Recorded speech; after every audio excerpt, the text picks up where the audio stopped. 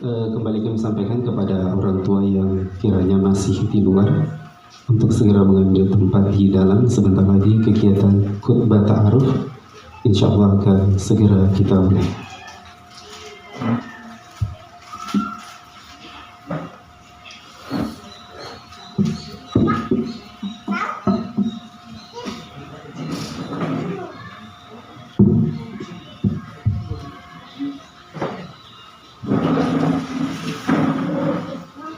Bismillah, Assalamualaikum warahmatullahi wabarakatuh.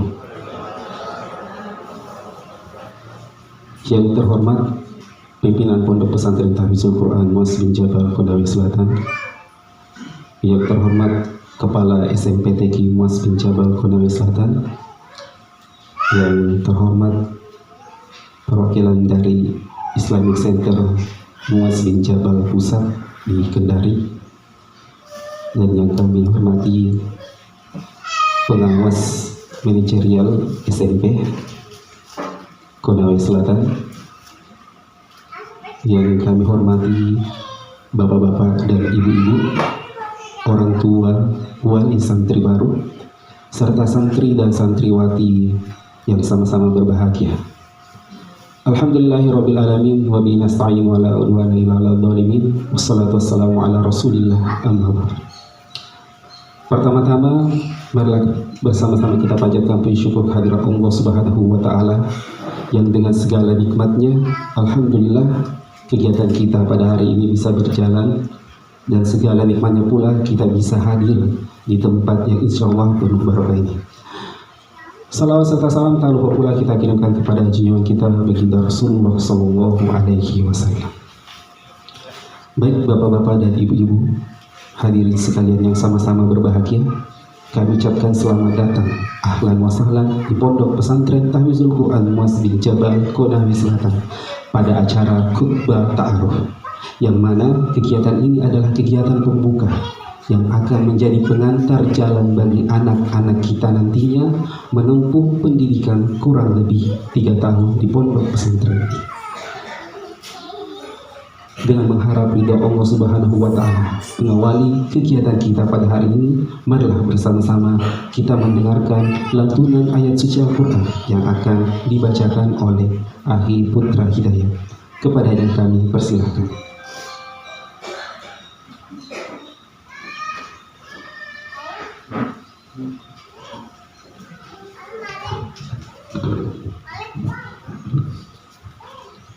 Assalamualaikum warahmatullahi wabarakatuh.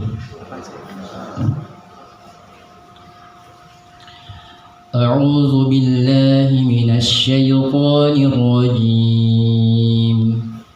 Bismillahirrahmanirrahim. Qala inni 'abdullahi ataniyal kitaba waj'alani nabiyya وجعلني مباركا أينما كنت وأوصاني بالصلاة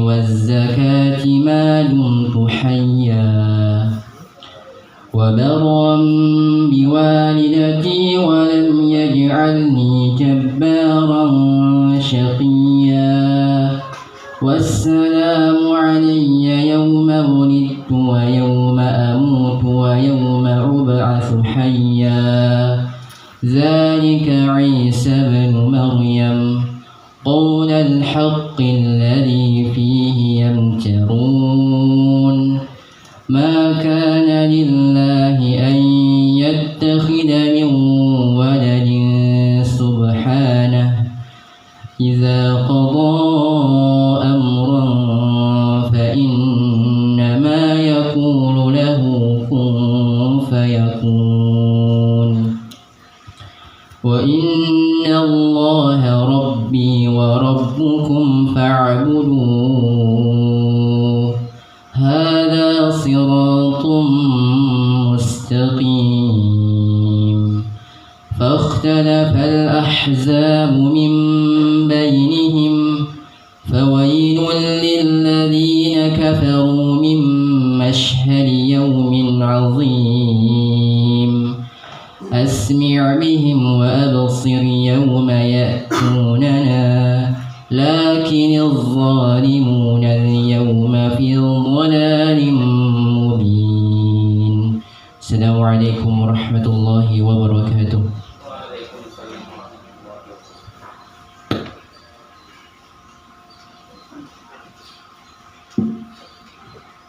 Baik, itulah tadi pembacaan ayat suci Al-Quran yang telah dibacakan oleh Akhi Putra Hidayat. Selanjutnya, bapak-bapak dan ibu-ibu, orang tua, wali, santri baru Pondok Pesantren Tahfizul Quran Muaz bin Jabal Konawe Selatan, marilah kita mendengarkan sambutan dari pimpinan Pondok Pesantren Tahfizul Quran Muaz bin Jabal Konawe Selatan yang terhormat Ustadz Muhammad Jahid SKM. Kepadanya kami persilahkan.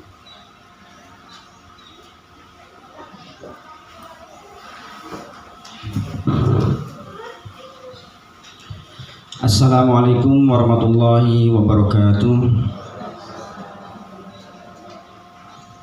Yang terhormat Ustadz Muhammad Iqbal Al-Athari Hafidhullah Ta'ala. Yang terhormat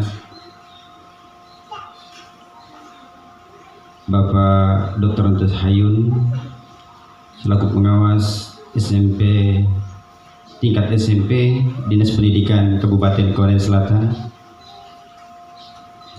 Yang terhormat Kepala Sekolah SMP TK Muaz bin Jabal Konawe Selatan dan orang tua santri, baik bapak-bapak, ibu-ibu dan anak-anakku sekalian yang saya hormati.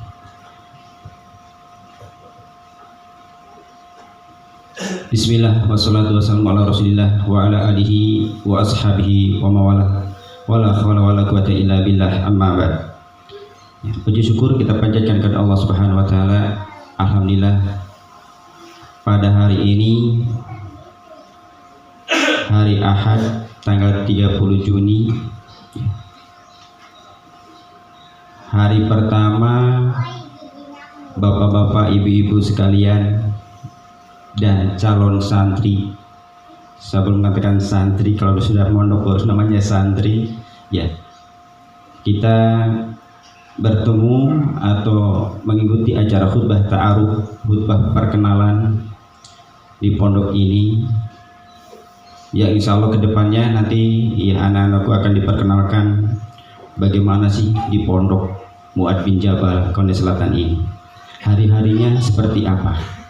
Jadi ada acara perkenalan ya, atau PLS yang ya biasa dikatakan seperti itu ya, pengenalan lingkungan pondok pesantren. Bapak-bapak, ibu-ibu sekalian ya, alhamdulillah untuk tahun ini yaitu yang penerimaan santri yang ke-8 berarti ya kasih yang ke-8 ya. Alhamdulillah kita sudah menamatkan atau sudah alumni yang selesai dari pondok ini sudah 5 kali kita menamatkan.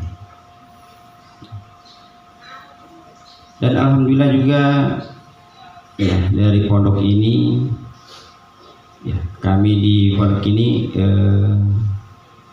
unggulan dari kami adalah hafalan Al-Quran ya. Untuk tingkat SMP ini alhamdulillah sudah 4 orang itu yang sudah selesai bisa menyelesaikan 30 juz dari angkatan ya pertama. Dan alhamdulillah tahun yang ini yang baru selesai ya 1 orang yang menyelesaikan 30 juz ya. Bapak-bapak, ibu sekalian, terima kasih atas kedatangan atau atas ya kepercayaan Bapak Ibu sekalian untuk menyekolahkan di pondok kami ini.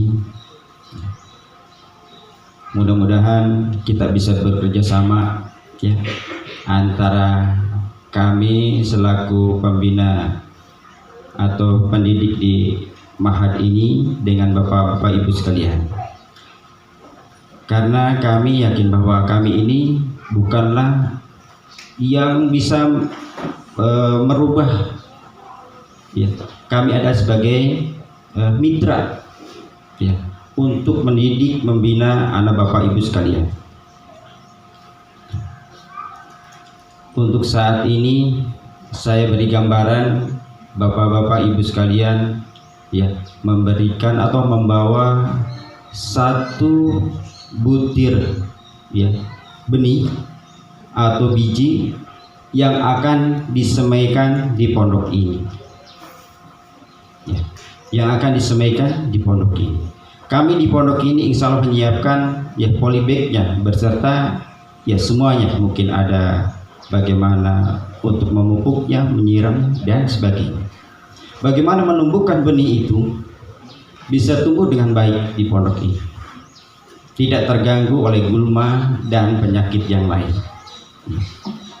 Zaman sekarang Bapak Ibu sekalian, media sosial bukan lagi orang tua yang memegang, bahkan anak bayi saja sudah memegang media sosial. Padahal di situ banyak sekali yang bisa meracuni anak kita, yang akibatnya akan tidak baik, akan buruk terhadap anak-anak kita.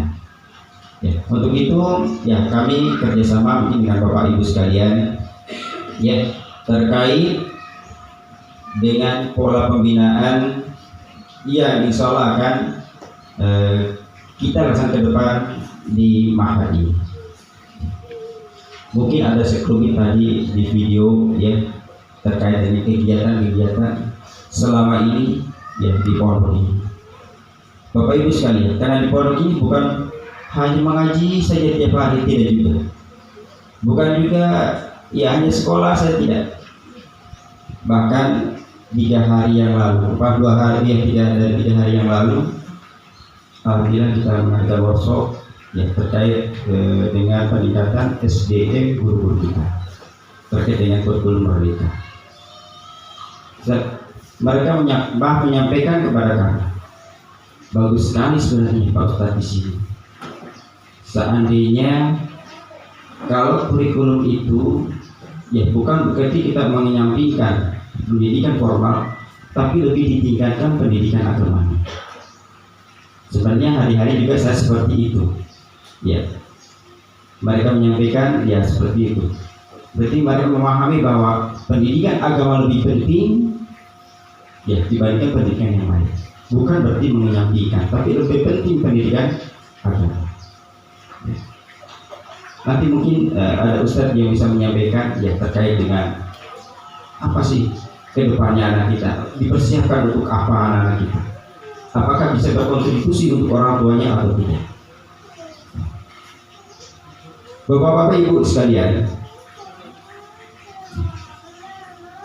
pendidikan di Ma'had ini alhamdulillah kita bisa bersaing dengan sekolah-sekolah yang lain. Alhamdulillah anak kita pernah, ya, santri dari Ma'had ini pernah mengikuti juga lomba hafalan Quran tingkat nasional mewakili Provinsi Sulawesi Tenggara untuk tingkat SMP. Ya, pada di sana banyak saingan, tapi kita bisa mewakili tingkat provinsi. Ini syukur sekali, ya. Dan banyak juga yang lain, kayak untuk umumnya, OSN-nya, alhamdulillah. Untuk kabupaten tingkat ini Korea Selatan kita mendapatkan juara 1, dan untuk tingkat O2S ini. Bapak-bapak ibu sekalian, ya, khutbah ta'aruf ini adalah memperkenalkan, ya, bagaimana sih di pondok pesantren itu. Mungkin setelah ini ada interaktif dengan bapak ibu, tanya jawab, mungkin yang tidak belum paham bisa disampaikan. Nanti tidak akan sampaikan aturan yang ada di pondok ini. Setelah selesai, mungkin dari khutbah ta'aruf sebentar disampaikan, mungkin ada interaktif antara pengelola atau pengasuh pondok ini dengan bapak ibu sekalian. apa yang harus dibawa, apa yang harus kita sama-sama jaga, apa yang harus kita sama-sama bina untuk anak-anak kita. Dan tidak bisa semuanya diserahkan ke pondok. Begitu diserahkan, saya tidak mau tahu, yang penting anak saya mondok. Tidak juga seperti itu. Anak-anak itu ada dua kemungkinan yang harus kita mengerti. Yang pertama, ada anak-anak yang ustadznya lebih didengar dibandingkan orang tuanya. Tapi ada kalanya orang tuanya lebih didengar daripada ustadznya. Ya, untuk itulah kita kolaborasi dalam pembinaan anak-anak kita. Banyak yang terjadi seperti itu. Kalau ada masalah mungkin untuk anaknya lagi kurang, biar diapakan sama ustadz, dia tidak mau. Ya, bukan tidak mau, tapi begitu dipanggil orang tuanya, alhamdulillah dia bisa merubah sifatnya itu. Yang tadinya malas menjadi rajin, yang tadinya bisa. Jadi inilah harapan kami ke depannya, ya, kita bisa bekerja sama membina anak-anak kita. Mudah-mudahan ya ke depan akan lebih mudah kita untuk berinteraksi dengan Bapak Ibu sekalian. Karena nanti kita akan dibikin satu grup khusus untuk grup kelas 7 ini. Ya, ada satu grup WA, tolong diperhatikan kalau ada informasi. Karena itu ada nilai tiap bulannya, nilai perkembangan anak, baik hafalannya dan mungkin ada di situ perilakunya anak. Ada nilai A, B, C. Ya. Mungkin Bapak Ibu bisa melihat di situ. Ya. Harapan kami ke depan Bapak Ibu bisa kalau ini langsung tabayun. Jadi kalau ada permasalahan yang sekiranya ini bisa tabayun kepada kami. Bisa tabayun kepada kami dari pihak pondok ini. Ya Bapak Ibu sekalian yang kami hormati, alhamdulillah ya, selama ini kita bisa berjalan ya, dengan baik. Ya. Insya Allah ya, mudah-mudahan ke depan kita bisa memberikan kontribusi kepada anak-anak kita, generasi kita, kesayangan kita yang bisa berkontribusi untuk masa depannya, baik masa depan di dunia ini apalagi nanti untuk di akhirat. Itulah yang sebenarnya kita harapkan, bisa membawa orang tuanya di hadapan Allah Subhanahu wa Ta'ala, agar kita bisa selamat dunia dan akhirat. Bapak Ibu sekalian yang kami hormati, mungkin kami tidak panjang lebar untuk menyampaikan sambutan ini. Kami minta mohon kepada Bapak Ustadz Muhammad Iqbal Hafidhul Ta'ala untuk memberikan wejangan kepada kita semua, baik untuk kita dan anak-anak kita. Apa sih yang harus kita, kenapa anak-anak kita harus dipondokan? Kan sama di sekolah, baik di umum maupun di pondok. Apa kelebihannya kalau anak-anak kita dipondokkan? Barangkali demikian dari kami atau sambutan kami, dan saya akhiri. Assalamualaikum warahmatullahi wabarakatuh. Waalaikumsalam.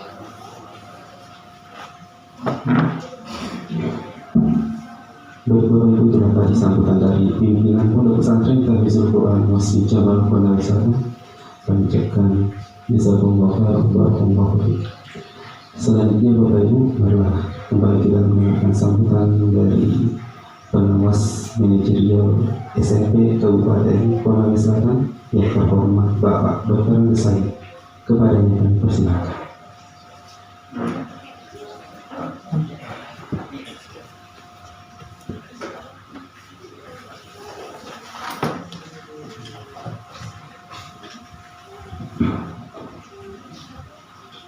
Bismillahirrahmanirrahim. Assalamualaikum warahmatullahi wabarakatuh. Waalaikumsalam. Yang terhormat pimpinan Pondok Pesantren Waspi Jabal, yang kami hormati Kepala SMP Quran Waspi Jabal, Bapak Al-Ustaz dari Yayasan Sahabat Mustafa Kembali, Bapak Ustaz Iqbal, yang kami hormati seluruh segenap pengelola pondok pesantren, dan sama-sama berbahagia santri-santriwati, bahkan orang tua Bapak Ibu sekalian yang sempat hadir pada kesempatan. Alhamdulillahirabbil alamin. Wassalatu wassalamu ala asyrafil anbiya'i wal mursalin sayyidina Muhammad wa ala alihi wasallam.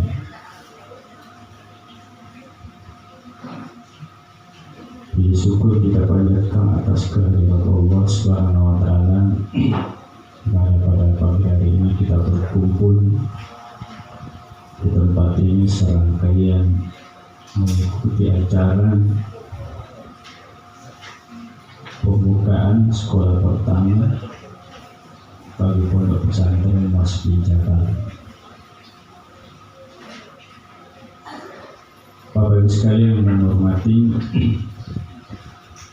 sebelum banyak panjang bicara, saya selaku mewakili Lembaga Pendidikan Nasional Pendidikan Perguruan Kabupaten Tangerang Selatan, kapasitasnya adalah pengawas. Kalau tadi Pak Ketua mengatakan pengawas manajerial, sekarang berubah posisi. Di dinas itu adalah pengawas pendidikan dasar. Jadi baik SMP maupun SD bahkan TK semua diakomodir berdasarkan regulasi yang baru sekarang. Selama ini bahwa pendidikan itu memang penting. Secara kelembagaan pondok ini dikatakan kenapa SMP Waspi Jabal. Pasti Bapak Ibu sekalian yang tidak tahu bertanya-tanya, kok biasanya pondok itu adalah ya sekolah agama, tapi kenapa ada SMP-nya? Perlu kita paham bahwa secara legalitas lembaga pendidikan itu memang harus statusnya jelas, apakah itu bernaung di Kementerian Agama atau bernaung di lembaga pemerintah daerah. Untuk sementara ini, pondok kita ini adalah menginduk di pendidikan dan kebudayaan Kabupaten Selatan, sehingga kami juga disempatkan untuk hadir. Kalau di depan saya ini ada teman saya pengawas, tapi di kemana dia juga tidak tahu. Ini bagus kan harus pahami. Jadi intinya bahwa jangan kita ragu tentang program yang dituangkan oleh Waspi Jabal, karena selain adalah program pemerintah juga memang program pondok.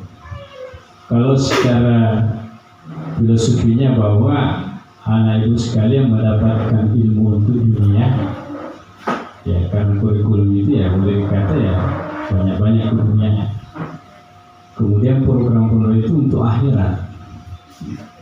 Oleh karena itu intinya bahwa kami akan harapkan kepada Bapak Ibu sekalian untuk lebih semangat, ya karena sudah punya niat untuk menitipkan anaknya di sini, ya kita harus punya sikap bahwa ya anak kita berikan di jalan Allah Subhanahu wa taala. Bapak Ibu sekalian yang kami hormati, kemudian yang kedua yang saya pesan bahwa pada pagi hari ini adalah mungkin utamanya ibu-ibu ya. Biasanya 2-3 hari itu rasanya tidak mau berpisah dengan anak. Saya juga rasakan di rumah, Bu. Saya anak terakhir yang keempat, perempuan, saya titip di Alaska.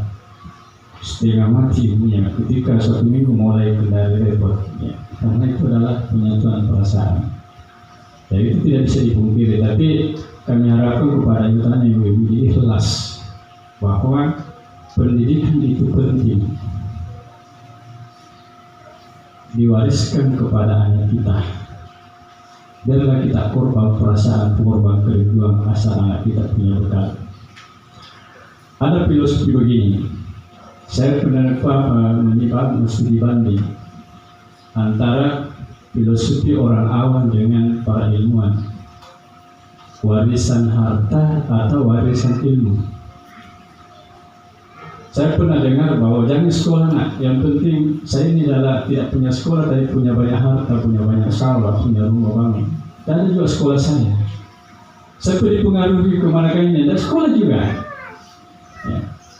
Alasannya banyak uang, ya. Dia bisa hidup sejahtera karena banyak harta. Ternyata perjalanan beberapa tahun bahkan ya 10 tahun ke atas terbalik. Gara-gara anaknya tidak punya sekolah, keluar masuk kantor polisi, bayar habis harta. Beda dengan filosofi yang satu, bahwa lebih baik saya wariskan pendidikan, biarlah saya korban jual rumah, jual sawah, yang penting kau sekolah. Ketika anaknya dia punya profesi, bahkan dia yang tuntun orang tuanya, dia yang membiayai hidup orang tuanya, bahagia dia, tidak marah. Bahkan ya dia menjadi panutan. Bagus sekali yang berarti. Jadi sekilas ini ya selaku bahan pemahaman buat kita harus punya sikap bahwa lebih baik kita wariskan anak kita ilmu, tapi kita harus korban. Karena tidak ada sekarang itu sekolah yang gratis. Contoh saya ini, ya minimal kita punya 2 dapur. Ya, kalau tadinya kita masak di rumah sekian, ya kita di sini titipkan uang makannya anak kita. Selalu. Yang kedua, kita harus punya juga pemahaman yang lebih hakiki, bahwa sepanjang kita sekolahkan anak kita di jalan Allah Subhanahu Wa Taala, ada saja rezeki. Kita tidak perlu susah. Sepanjang kita berdoa, karena anak kita di sini sekolah sambil didoakan kita. Ini secara keyakinan.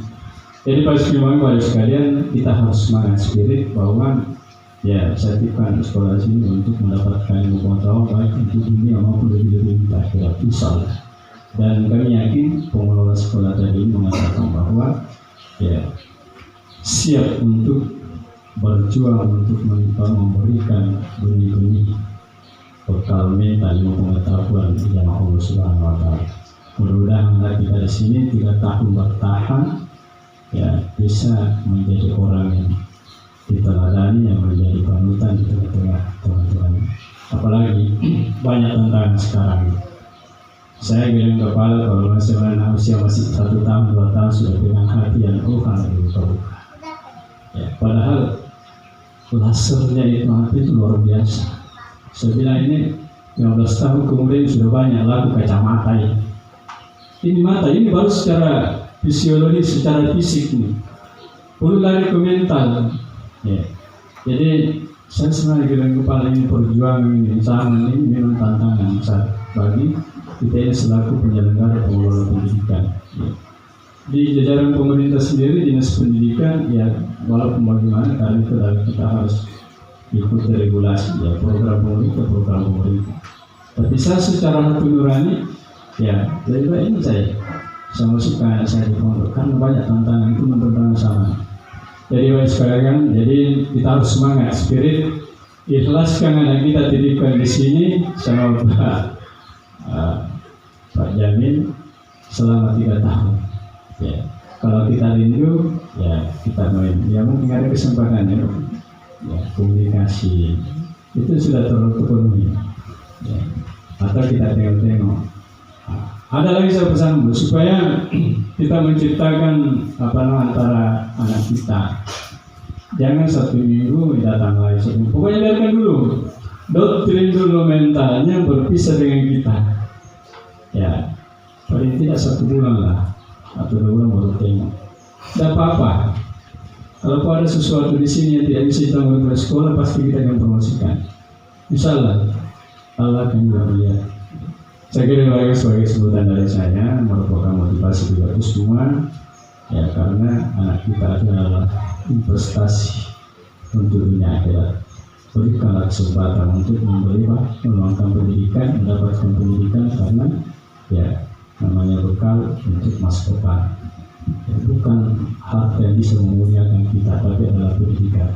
Saya kira baik sekalian, akhirnya Pak, wabillahi taufiq wal hidayah. Assalamualaikum warahmatullahi wabarakatuh. Waalaikumsalam.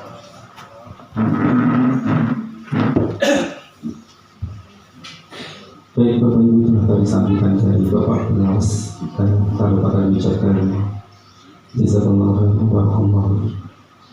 Dan alhamdulillah Bapak Ibu, kita masuk pada acara inti pada hari ini, yaitu berta'aruf yang akan dibawakan oleh Dai Islamic Center Muaz bin Jabal Kendari, Al-Ustaz Iqbal bin Jalal Al-Ashari hafizahullah ta'ala. Kepadanya kami persilakan.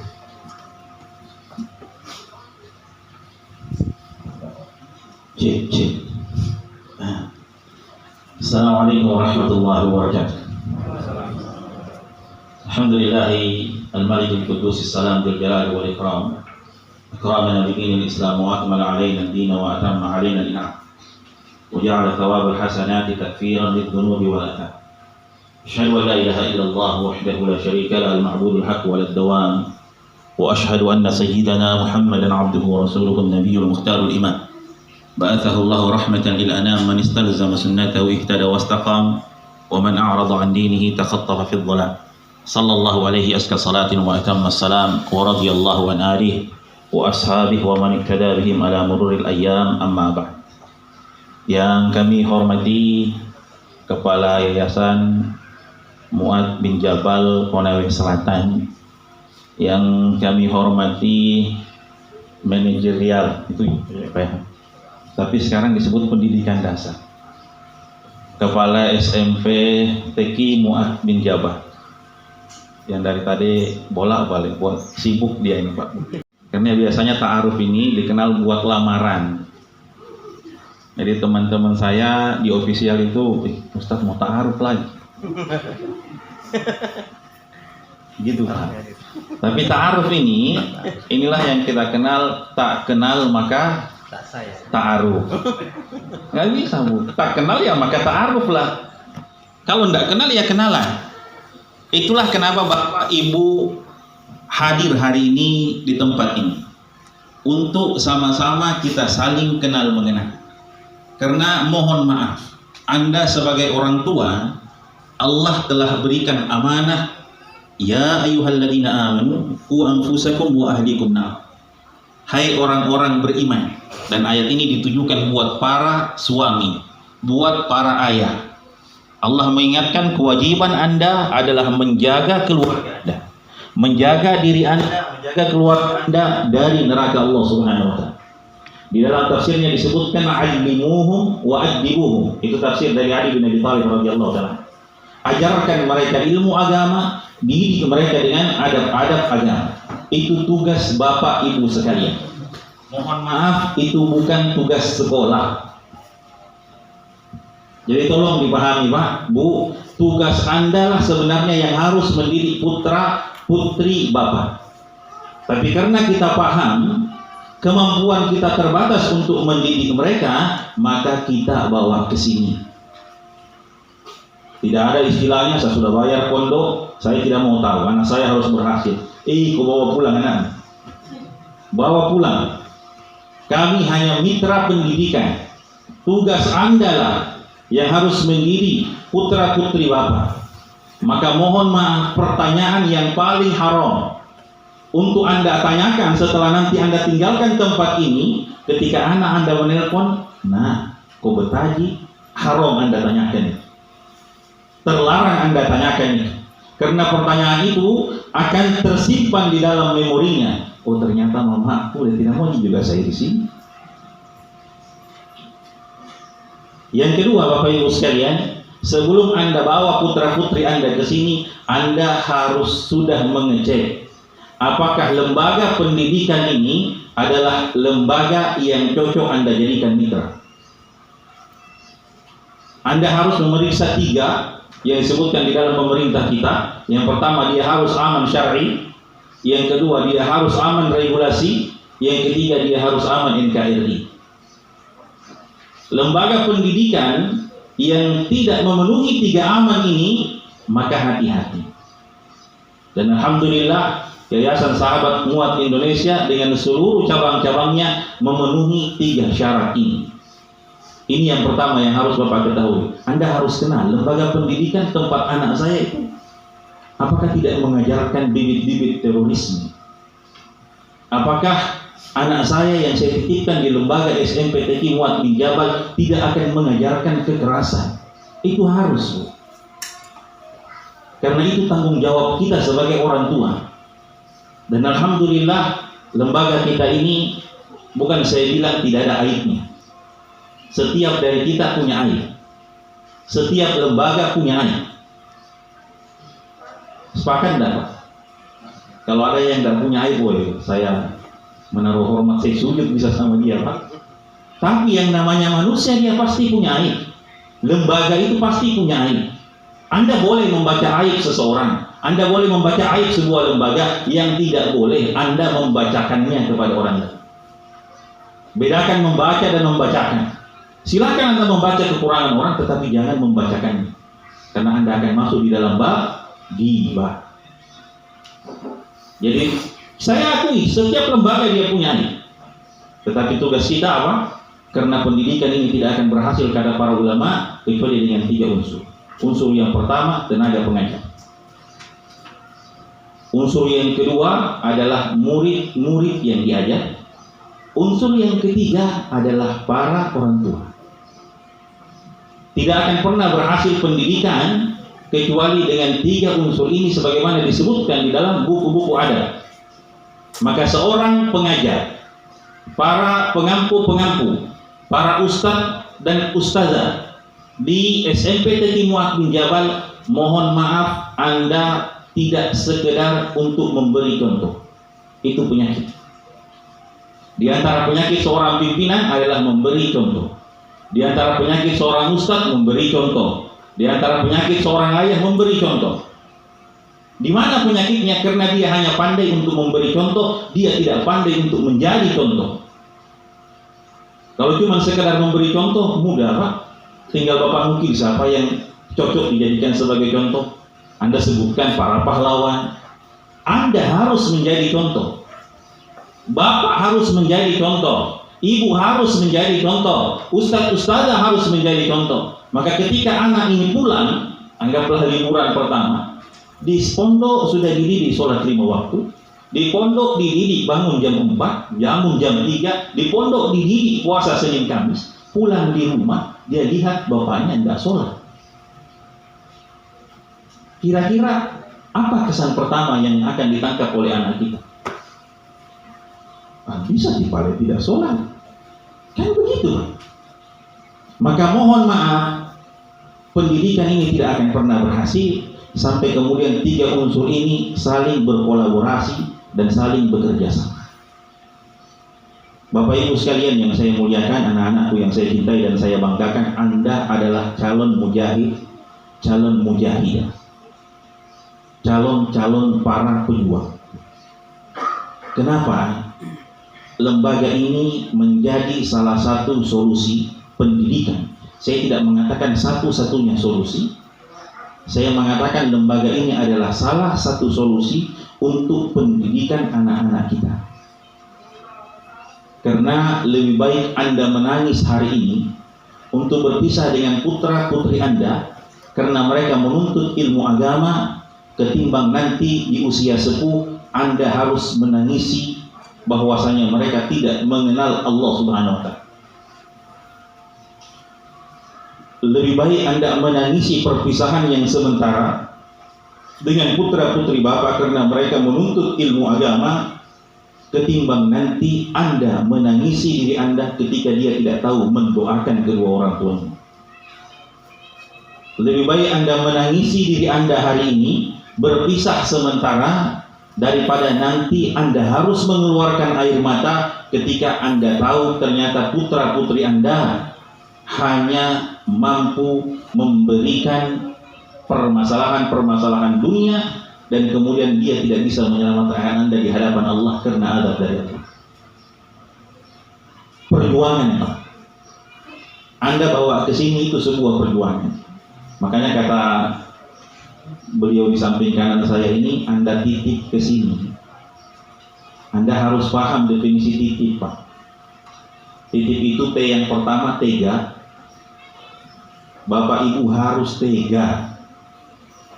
Sebentar ini saya yakin akan menjadi lautan air mata. Terlebih anak yang semata wayang, yang selama ini masih mendampingi ketika tidur, terutama ibu-ibu. Maka ketika tangisan itu keluar, jadilah orang tua yang tega. Kenapa? Berpisahan sementara untuk sebuah perkumpulan di negeri akhir. Bapak Ibu sekalian, kita semua berharap Allah kumpulkan kita di dalam sebuah surga yang sama. Tetapi untuk berkumpul di dalam surga yang sama itu ada syaratnya. Ada syaratnya, Bu. Dan ternyata syarat untuk berkumpul di dalam sebuah surga yang sama adalah berdiri di atas iman yang sama. Allah kisahkan itu di dalam Al-Quran. Kita semua kenal bagaimana kisah Nabi Nuh, anaknya Kan'an. Kita semua kenal siapa istrinya Nabi Nuh. Istrinya tidak beriman sebagaimana iman suaminya. Anaknya tidak beriman sebagaimana iman ayahandanya. Maka ketika banjir datang, anak menolak mengikuti ayahnya. Maka sang ayah berkata, "Ya bunayya arkam ma'ana wa la takum ma'al kafirin." Wahai anakku, naik kapal. Jangan kau sama dengan orang-orang yang kufur ini.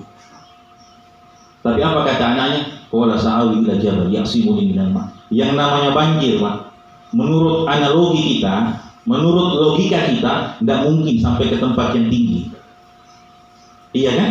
Maka larilah dia ke puncak gunung dengan harapan untuk menyelamatkan diri. Tetapi yang namanya bencana, kalau Allah sudah turunkan, mau Anda di atas puncak gunung, di dalam tanah sekalipun, Anda akan terkena bencana itu kalau Anda tidak menuruti perintah Allah. Maka anaknya pun terlahap oleh banjir. Ketika melihat anaknya terlahap oleh banjir, maka Nuh meminta kepada Allah, "Ya Allah, anakku." Apa kata Allah? "Innahu laisa min ahli." Anakmu bukan anakmu. Padahal darah dagingnya, Pak. Tetapi Allah bantah, anakmu bukan anakmu. Innahu amalun ghairu salih. Anakmu ini tidak beramal saleh seperti diri. Maka yang tadinya kebersamaan di dunia ternyata harus terpisahkan selama-lamanya. Maka perpisahan Anda hari ini dengan anak-anak Anda yang sementara untuk sebuah perkumpulan di dalam surga Allah. Itu T yang pertama. Bapak harus tega. Kalau bapak-bapak saya yakin lebih kuat. Ibu-ibu ini aduh, yang kebanyakan nonton drama Korea, sedikit-sedikit nangis. Itu T yang pertama. Yang kedua, titik, ada I-nya. Kata Pak Kiai, I-nya itu adalah ikhlas. Anda harus ikhlaskan anak Anda di lembaga ini, bukan dibuang. Bisikkan itu ke telinga putra-putri Anda, "Anda anakku, kau bukan dibuang di sini.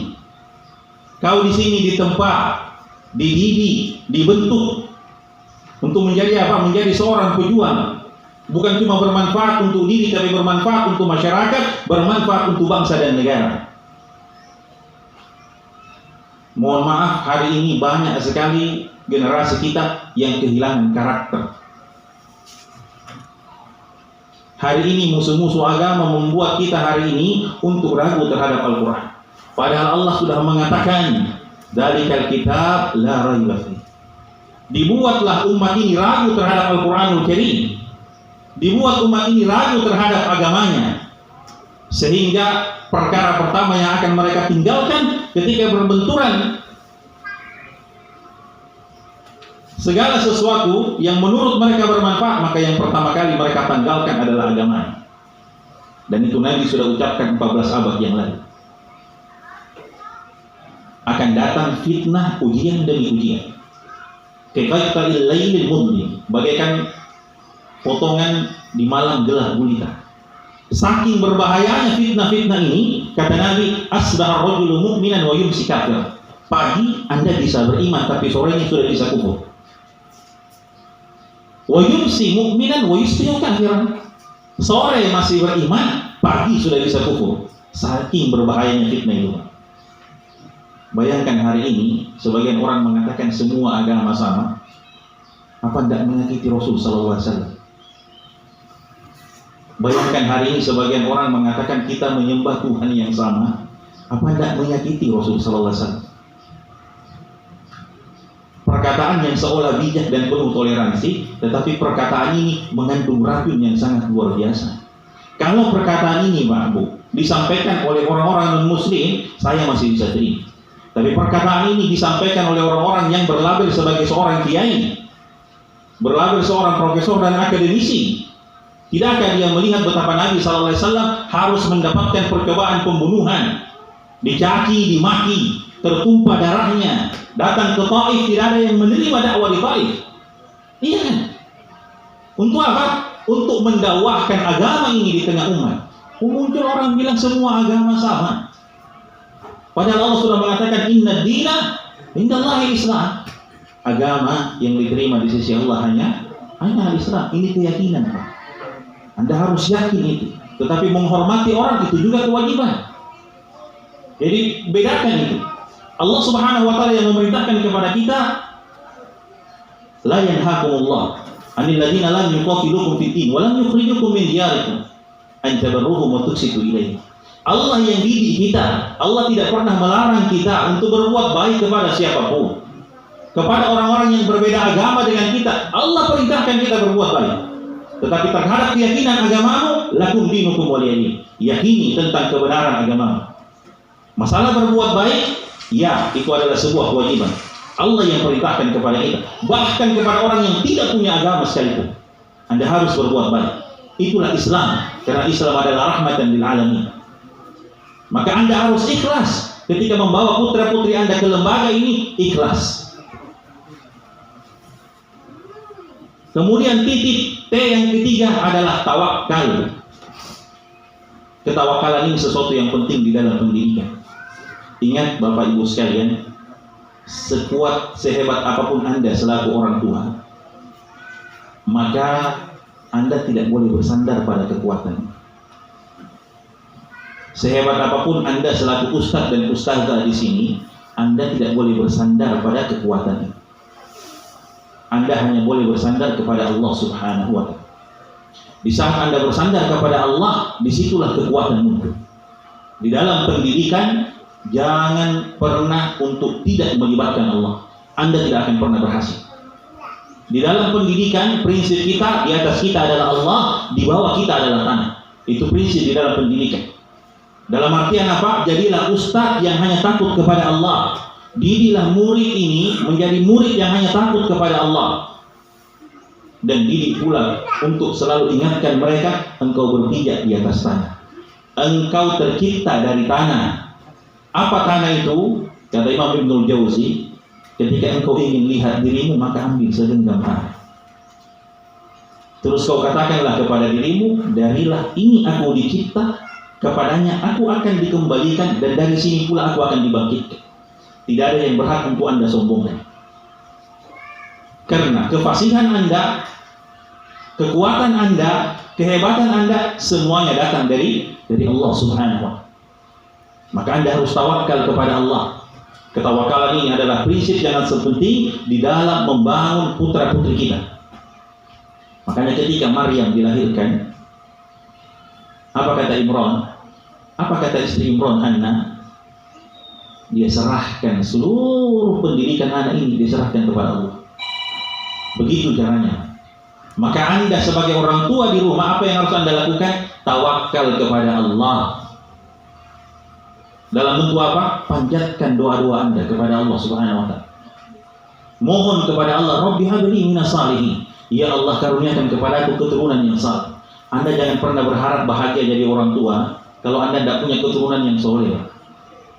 Jangan pernah berharap Bu jadi ibu yang bisa bahagia kalau anak Anda tidak soleh. Kesolehan itu dialah kunci kebahagiaan. Kesolehan itu dialah kunci kenikmatan. Makanya Nabi mengingatkan kalau kita mati, semua akan hilang kecuali 3 perkara. Di antaranya apa? Waladun soleh yad'u lahu. Anak yang soleh yang akan mendoakan untuk dirinya. Maka ada orang tua pada kehidupan akhirat nanti dia heran, kenapa selalu dinaikkan derajatnya? Kalau dia pikir amalannya tidak seberapa, Pak.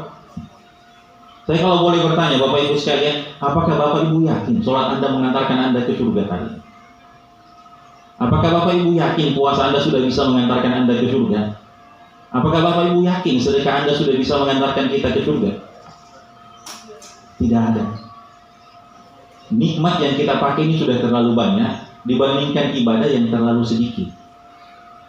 Mohon maaf, kita untuk nonton Italia sama Swiss, yang menang siapa Pak? Itu kepala sekolah udah cengengesan Bu. Yang menang Swiss. Nonton bola itu butuh berapa menit? 2 kali 45 menit tanpa penalti. Kalau pakai penalti bisa 2 jam lebih Bu. Pernah tidak kita sholat malam 2 jam Pak? Pernah tidak kita sholat malam 2 jam? Untuk sholat wajib saja yang cuma 5 menit kita berpikir luar biasa. Terus kita berharap surga mana yang kamu mau? Itu loh pertanyaan-pertanyaan sederhana. Maka dengan kita titipkan anak kita ini sebagai jembatan untuk kita menuju kepada surga Allah Subhanahu wa Ta'ala. Dari anak-anak inilah yang bangun dari jam 3. Mereka sudah pegang Quran, bapaknya masih ngorok. Dari jam 3 mereka sudah berwudu, ibunya masih tiduran. Bayangkan Pak, dalam tidur Anda dapat pahala. Enak Anda? Enak. Kenapa? Anda titipkan anak Anda di lembaga ini. Kita ngorok, kita tidur, anak kita memberikan pahala buat kita. Allahu Akbar. Jadi selama anak Anda kita di sini, maka Masya Allah seluruh argo pahala kita ini jalan. Kenapa? Karena kita menjadi orang tua yang memberikan pendidikan yang Allah inginkan anak kita dan putri kita dididik. Disitulah kebanggaan kita. Maka tawakalnya diperkuat. Yang kedua dari kata titip adalah ikhtiar. Ikhtiar. Anak Anda di sini, kita orang tuanya ikhtiar untuk cari nafkah yang halal. Kita yang di luar ikhtiar untuk kemudian memberikan support kepada mereka. Makanya mohon maaf Pak, biaya masuknya berapa? Berapa Pak biaya masuknya Pak? Jujur Pak. Kemarin Bapak bayar berapa? 6 juta. Mahal murah Pak? Murah. Ada yang bilang mahal. Nonton MotoGP di Mandalika Pak, Anda tahu berapa bayar tiketnya? Hanya untuk 1 jam 15 juta. Hanya untuk apa? Untuk lihat motor lewat depan kita. Enggak kelihatan juga. Cuman itu, kan Anda tidak bisa lihat semuanya. Cuman lihat di depan Anda. Itu bayarnya 15 juta 1 jam. Anda bayar 6 juta untuk 3 tahun. 6 juta untuk 3 tahun. Bulanannya berapa? 900.000. Mahal murah? Hah? Murah Pak. Dikasih naik boleh Bu? Murah kan? Oh jangan. Ini katanya murah, ini tidak mau dikasih naik. Jadi mohon, kalau memang dia sudah murah, mohon jangan nunggak. Kan iya Bu? Itu sebenarnya tujuan saya. Di rumah anak kita ini makan. Iya kan? Jadi penjebakan Pak. Di rumah anak kita makan Pak. Makan 3 kali sehari. Makanan paling murah sekarang berapa sih? 12.000, 15.000. Kali 3 kali makan 45.000. Untuk 1 bulan 30 hari Anda harus merogoh kocek 1.200.000. Anda di sini hanya 900.000 dengan 3 kali makan. Jauh lebih murah. Maka bayangkan bagaimana kami membiayai lembaga ini, pondok pesantren ini memberikan gaji kepada ustadz dan ustazahnya dari 19.000 yang Anda berikan. Jangan Anda berpikir 19.000 itu untuk ustadz dan ustazah. Sangat tidak cukup. Sangat tidak cukup. Maka mohon kita sama-sama ikhtiar. Bapak Ibu berikhtiar dengan sesuatu yang halal untuk memberikan support kepada Ananda, maka kami di sini pun akan berikhtiar. Karena walaupun mohon maaf anak Anda nunggak, dia akan tetap makan bersama-sama kawannya. Oh, itu tidak ada di tempat lain, Pak. Di tempat lain Anda nunggak, Anda makan. Di sini walaupun anak Anda nunggak, dia tetap makannya sama. Yang bayar full dia tetap makan ayam, yang nunggak juga tetap makan ayam, Pak. Nggak mungkin yang nunggak kita cuma kasih nasi putih, nggak mungkin. Kejam sekali. Maka mohon dari itu, ketika waktu pembayaran, diingatlah lembaga kita ini. Kalau ada yang berlebih, silahkan dilebihkan. Karena semua ini akan menjadi amal jariah. Ikhtiarlah yang baik. Ikhtiarlah yang baik. Sembari memohon kepada Ya Allah, aku sudah berikhtiar untuk pendidikan putra putriku sebagaimana yang Engkau amanahkan. Mbak, Bu, kalau anak kita ini miskin, melarat, rezekinya kurang, Anda boleh protes, Pak, kepada Allah. Anda boleh protes. Ya Allah, Engkau yang berjanji bahwasanya rezeki ini pasti cukup. Itu pasti cukup, Pak.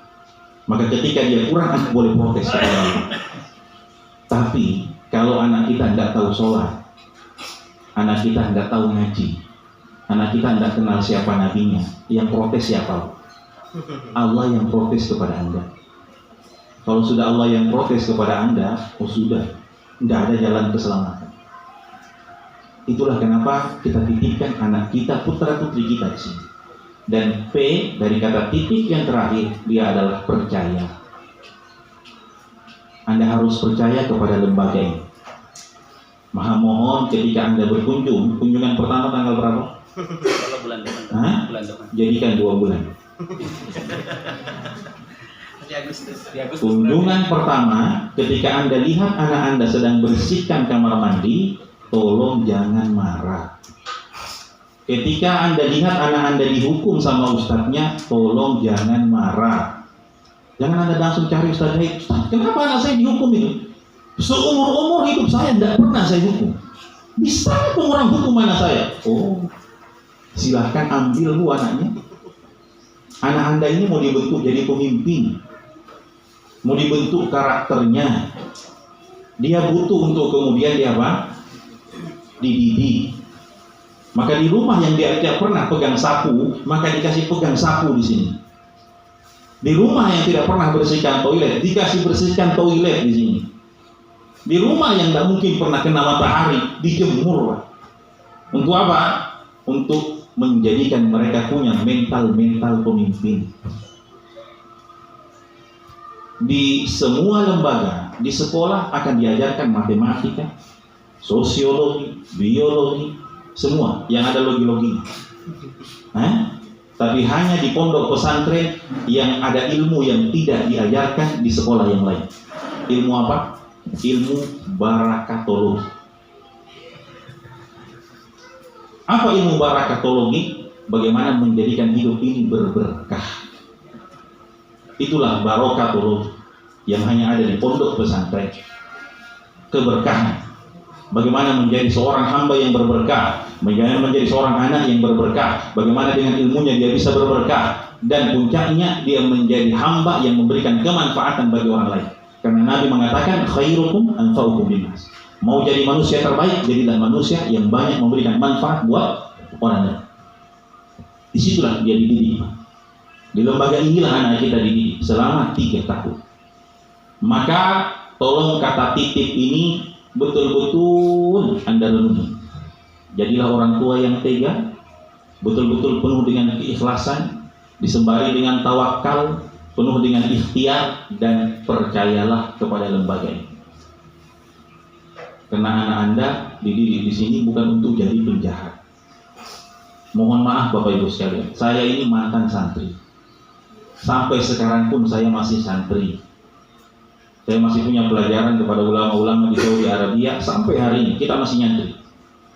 Di zaman saya santri di tahun 2000-an, itu yang masuk pondok pesantren adalah anak-anak yang tidak bisa dididik sama orang tua.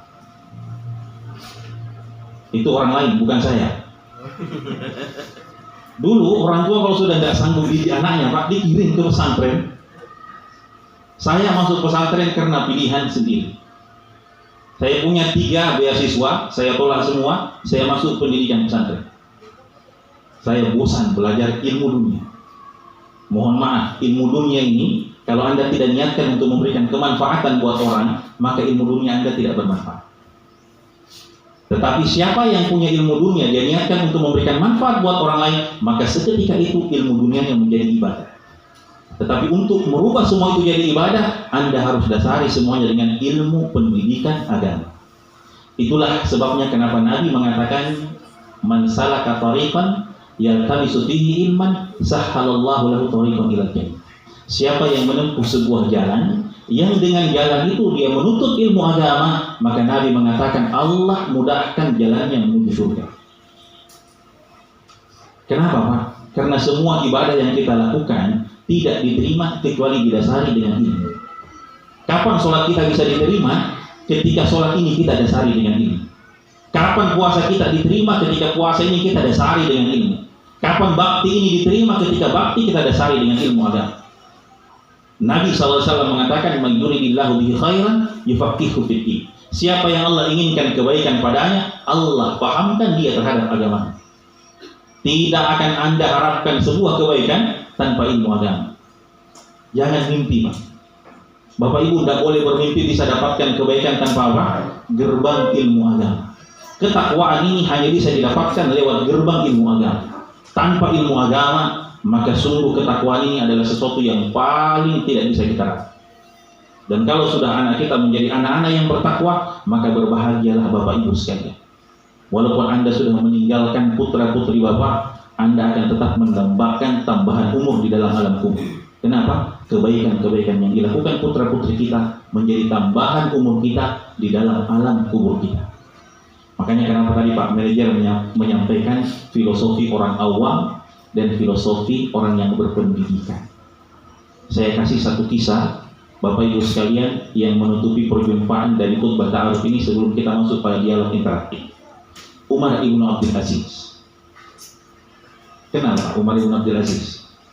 Gubernur Madinah yang nanti jadi khalifah, yang di zaman kepemimpinannya tidak ada orang miskin. Orang bawa zakat, semuanya ngapain bawa zakat di sini? Saya juga berzakat. Saking makmurnya masyarakat pada saat itu, Pak, tidak ada yang terima zakat. Sekarang semua orang mengaku miskin, Pak. Ada kurban, ya sudah, dia ada kurban, dia punya kupon. Karena semua merasa miskin hari ini. Itu musibah. Ketika Umar menjabat ini, di penghujung kehidupannya, beliau hanya mewariskan sekitar 5 dinar. 5 dinar yang dibagi untuk 11 putra putrinya. Di sebagian riwayat 14 putra putrinya. Bapak Ibu tidak usah tanya istrinya berapa, tidak usah. Itu biarlah menjadi sebuah rahasia. 11 orang anak. Kuburnya dibeli dengan 5 dinar. Pengurusan jenazahnya dengan 4 dinar, 9 dinar habis. Dan dia hanya mengisahkan sekitar 5 sampai 9 dinar harta untuk anak warisnya. Ketika beliau ditanya, "Wahai khalifah, apa yang kau tinggalkan untuk putra-putrimu?" Beliau hanya mengatakan, "Taraktuhumullah." Aku tinggalkan bagi mereka Allah Subhanahu wa ta'ala.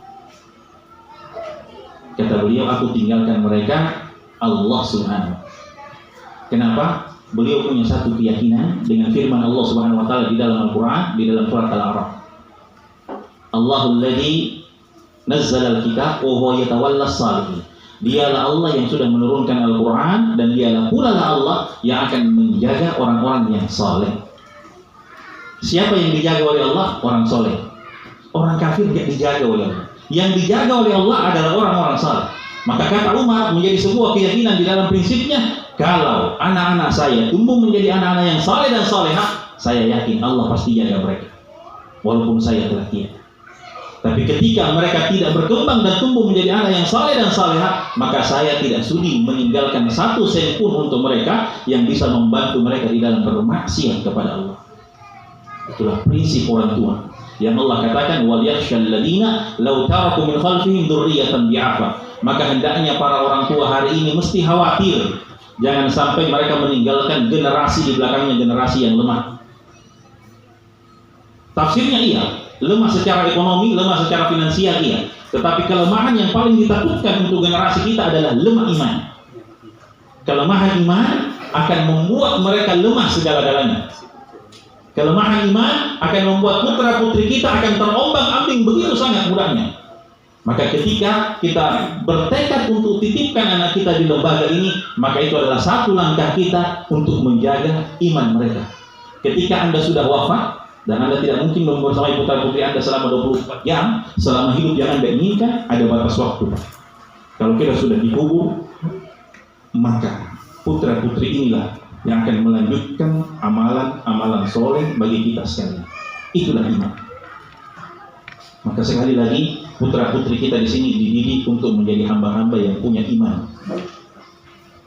Dengan keimanan itu, mereka memberikan bakti kepada orang tuanya.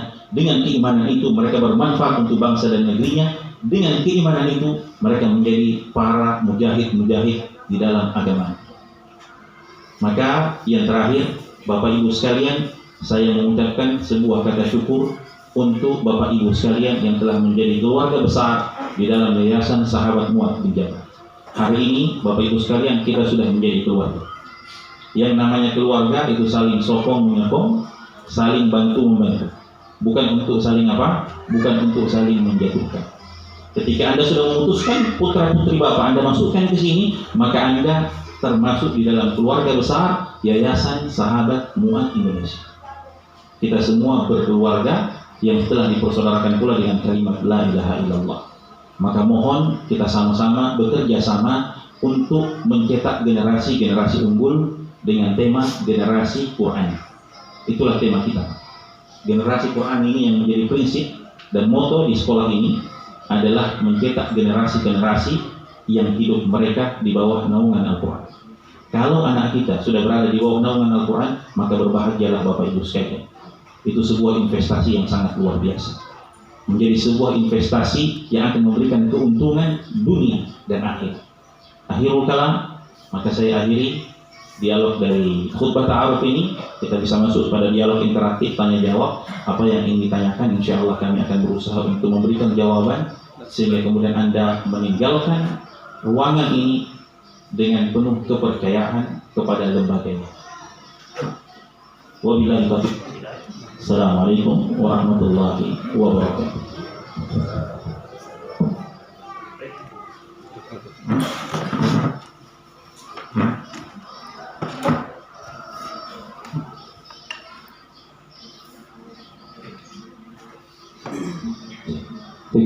Baik Bapak Ibu, orang tua wali santri baru Pondok Pesantren Tahfidzul Quran Masjidnya baru pada sana, itulah tadi khutbah ta'aruf yang telah disampaikan oleh Al-Ustaz Iqbal bin Jalal Al-Ansari hafizahullah ta'ala. Mudah-mudahan semua yang disampaikan tadi betul-betul masuk ke dalam hati kita dan insya Allah kita meninggalkan anak-anak kita di sini dengan betul-betul keyakinan bahwa ini kebaikannya. Selanjutnya kita buka dialog interaktif. Mungkin ada beberapa hal yang ingin ditanyakan orang tua santri kepada Al-Ustaz terkait bagaimana kehidupan berpondok pesantren dan sebagainya, bisa ditanyakan langsung. Ya. Silakan, ada satu pertanyaan. Perkenalkan diri. Ya. Anaknya berapa di sini? Pertanyaan ditujukan kepada siapa? Ya, terima kasih banyak Pak. Assalamualaikum warahmatullahi wabarakatuh. Sekali lagi terima kasih banyak atas kesempatan yang diberikan kepada saya. Anak saya 3 orang Pak. Kebetulan yang perempuan yang besar baru yang ini. Saya terinspirasi untuk ikutkan di Yayasan Muazzin Jabal ini.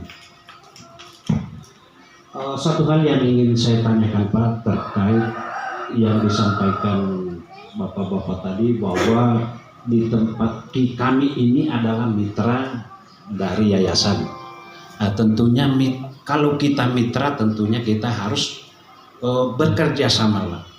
Di dalam kerjasama itu tentunya akan turun hak dan kewajiban supaya kerjasama itu betul-betul bagus sampai titik akhir dari kegiatan anak-anak kita ini.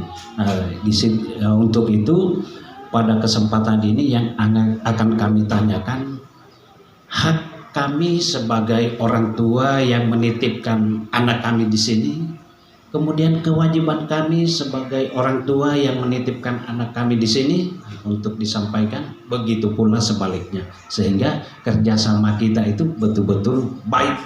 Saya kira demikian Pak. Terima kasih.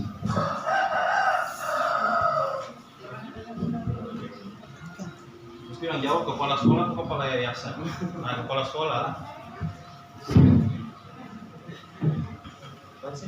Baik, terima kasih atas pertanyaannya Pak.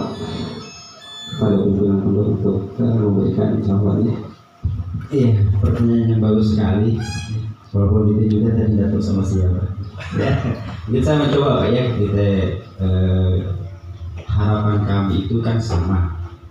Kami dari pihak yayasan atau pembina anak-anak menginginkan generasi ke depan itu apa yang disampaikan Ustaz tadi, yang punya bekal yang bisa membawa orang tuanya kebahagiaan nanti sampai di akhirat, yang mengalir tidak ditahu pahalanya dari mana. Tentunya apa yang tadi Bapak sampaikan, apa kewajiban orang tua dan apa hak orang tua. Ya. Mungkin hak orang tua, ya, kami selaku pembina yang memberikan pembinaan pendidikan yang terbaik untuk anak-anak Bapak. Mungkin dari fasilitas yang ada kita ya mungkin berikan kepada anak Bapak yang ada di sini. Dan untuk kewajiban barangkali ya apa tadi yang saya sampaikan sama Ustaz tadi, mungkin ya pembiayaan yang kita akan pakai untuk pendidikan anak Bapak yang ada di sini. Ya. Baik dari biaya bulanannya dan yang lainnya. Karena tentu kita tidak bisa juga berdiri sendiri, ya apalagi yang disampaikan kita harus kerjasama antara hak dan kewajiban itu harus seimbang. Itu harapan kami, apa yang disampaikan Bapak itu seperti itu. Ya mungkin ada yang lain mau menyampaikan terkait ini.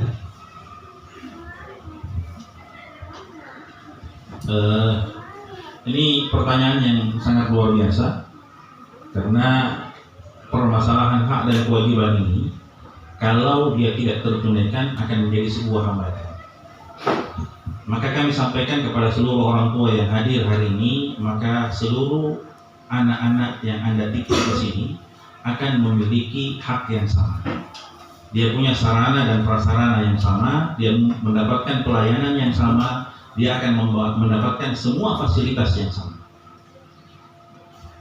Ima dia datang dari keluarga pejabat ataukah dia datang dari keluarga rakyat, semua sama kita perlakukan di sini. Itu ada yang menjadi hak mereka. Menjadi kewajiban kita sebagai orang tua, yang pertama, jadilah orang tua yang mendukung semua program-program pesantren. Itu kewajiban Bapak Ibu sekalian. Sehingga ketika anak kita pulang liburan, kewajiban orang tua, jadilah orang tua yang bisa memberikan keteladanan. Ketika anak punya masalah, maka jangan jadi orang tua yang provokator. Kuliah apa kan? Sedikit. Yang mana dia kamu tunjukkan sama Bapak. Jangan jadi orang tua yang provokator. Jadilah orang tua yang betul-betul percaya kepada lembaga pendidikan. Anak Anda tidak dididik untuk manja di sini. Anak Anda dididik untuk menjadi seorang pejuang yang punya karakter kepemimpinan. Mereka ditempa di sini dengan pendidikan selama 3 tahun untuk menghasilkan anak-anak yang betul-betul bisa bermanfaat, bagi orang tua. Itu kewajiban Anda yang pertama. Kewajiban Anda yang kedua selaku orang tua adalah banyak-banyak berdoa. Banyak-banyak berdoa. Ingat, jangan pernah sandarkan kepada uang Anda, jangan pernah sandarkan kepada kekuatan Anda dan tidak melibatkan Allah. Anak Anda tidak akan berhasil. Kita punya batas kemampuan, kita punya batas pendidikan, tetapi Allah tidak punya batas. Maka serahkanlah kepada Allah. Mohon kepada Allah, ya Allah, bantulah untuk memberikan pendidikan terbaik untuk putra putri. Sarananya lembaga pendidikan. Dan kewajiban Anda yang ketiga selaku orang tua adalah jangan telat bayar. Itu kewajiban. Karena saya sudah tadi berikan gambarannya, 900.000 itu adalah angka yang sangat minimal. Karena 900.000 itu yang Anda bayar hanya uang makan sebenarnya untuk putra putri Bapak yang kalau di rumah juga makan. Kewajiban Bapak Ibu yang keempat, saya lupa. Kalau Bapak punya ide, karena kita adalah mitra, maka silahkan datang ke pondok, salurkan ide itu. Kita akan buat ide ini, kita akan coba terapkan ke putra putri kita. Itu yang kita harapkan. Karena pendidikan ini sekali lagi tidak berhasil, kata para ulama, dengan 3 unsur itu: orang tua, anaknya, dan guru. Maka jadilah orang tua yang ikut berkontribusi. Pak, saya kayaknya Pak, ini ada ide. Silahkan tawarkan. Kalau kita memang lihat itu adalah sesuatu yang bermanfaat, setelah Anda presentasikan, maka insya Allah akan kita aplikasikan di lembaga kita. Itulah 4 minimal yang menjadi kewajiban orang tua selaku ayah dan ibu bagi yang menitipkan anaknya di lembaga ini. Barakallahu fiikum. Oh iya, jadi begini Pak. Untuk pengawasan, ya untuk santri, ya mungkin ada yang tidak terawasi barangkali.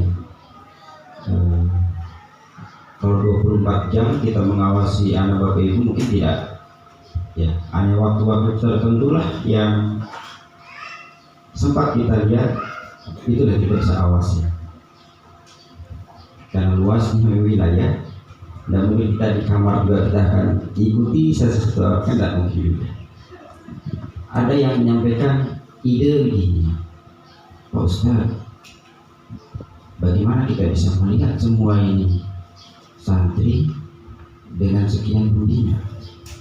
Bagaimana kalau misalnya kami memberikan masukan, kalau dibikin CCTV gitu ya, bagus itu Pak. Kalau memang seperti itu, cuma kemampuan kami ya, perlu sampai ke sana.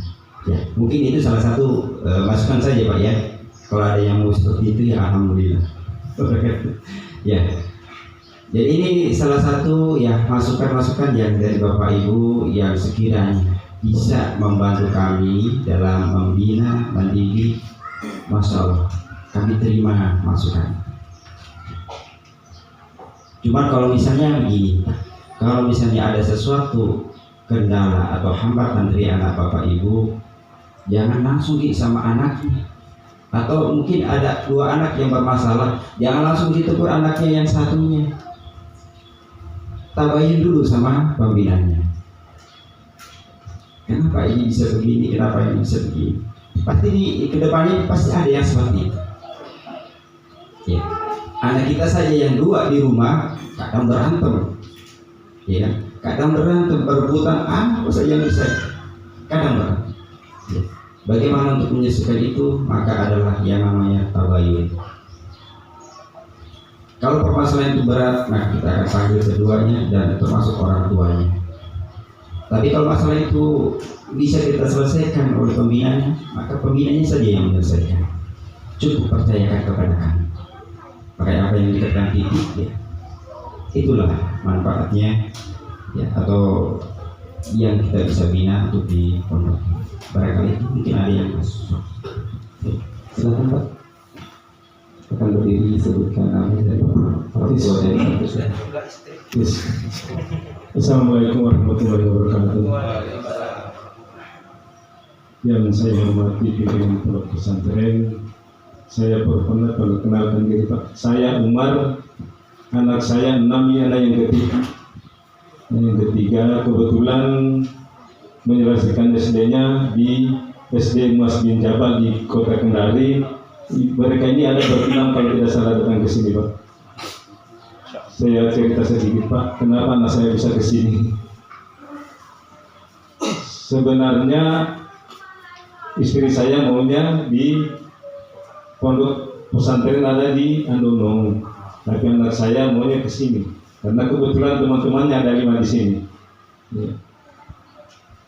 Saya, Pak, saya juga mantan guru SMP 1 Kendari selama 17 tahun. Jadi seperti apa ya, kalau tentang agama mungkin di sini lebih, tapi kalau yang tentang mata pelajaran mungkin ya saya cukup juga 17 tahun. Kemudian 2016 saya dipanggil ke Wawengi. Saya orang Wawengi asli, Pak, Menawi Kepulauan. Di sana kebetulan saya dipercaya menjadi salah satu kepala dinas sampai hari ini, alhamdulillah. Karena saya, pesan saya di sini, Pak, yang saya ingin saya sampaikan, anak saya ini, saya ingin pada di pondok ini supaya mungkin dia nyaman. Karena anak saya jujur ini, Pak, sudah sampai di Malang, sudah sampai di Bogor, ikut main bolanya. Lantaran semangatnya main bola dulu ini, Pak. Sudah ikut seleksi bola di Malang, lulus, tapi alhamdulillah tidak berangkat. Nah, ini yang saya maksud saya, Pak.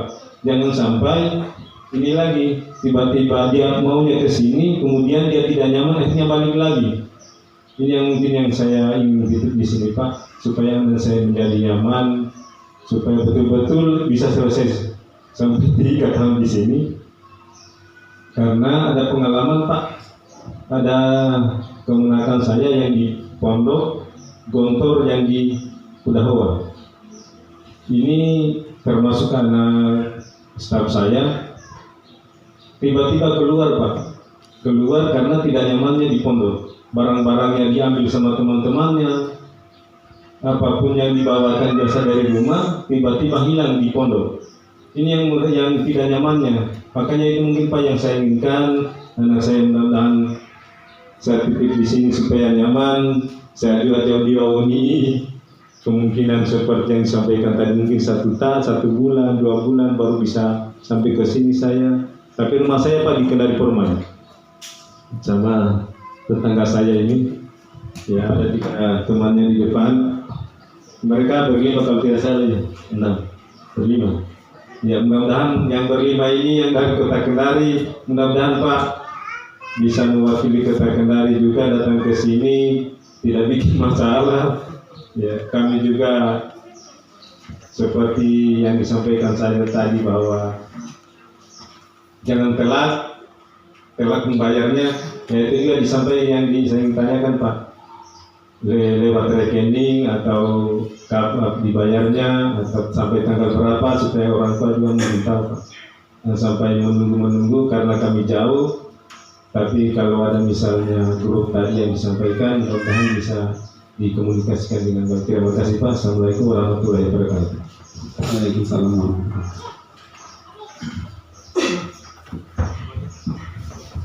Iya, jadi Masya Allah ya, dari Kendari 5 orang. Ya, yang kakak kelasnya ini banyak dari Kendari.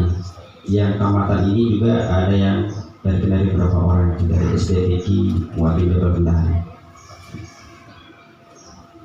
Kalau saya perhatikan kakak-kakak kelasnya saya rasa juga nyaman-nyaman ya sampai sekarang, sampai selesai. Mudah-mudahan bisa mengikuti juga kakak kelasnya, bisa nyaman juga di pondok ini. Ya.